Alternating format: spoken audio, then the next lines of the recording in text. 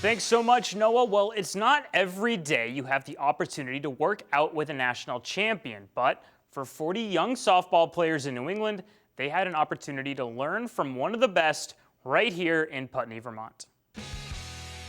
That's probably a big soft spot of mine, as I love growing the game of softball. Lonnie Alameda is one of the most accomplished coaches in college softball. A 2018 national champion, 6-time ACC regular season champ, and a 5-time ACC Coach of the Year while at Florida State. So how did she land at small landmark college in Putney, Vermont? Chris reached out and wants to grow the game of softball, and that's probably a big soft spot of mine, as I love growing the game of softball and meeting people. And it's summertime, so you get a chance to get out and see some different things. So fit in the schedule, and here I am. She thought it was unique. We're not stuffing this thing with hundreds of kids to make thousands of dollars.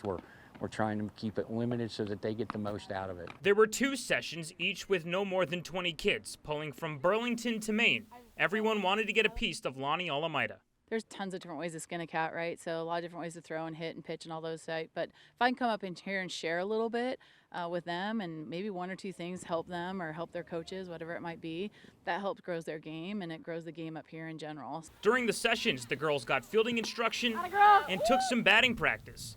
The athletes that showed up, taking in every detail they can. She's got us to communicate a lot more than normal and get us out of our comfort zones. She's very respectful, and I feel like as a coach that's something that you should admire, and that it'll help kids want to learn. Now the camp limited in roster size this year.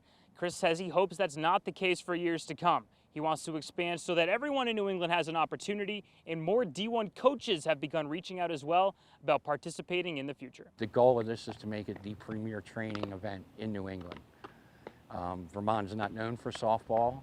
It's going to be after we get done.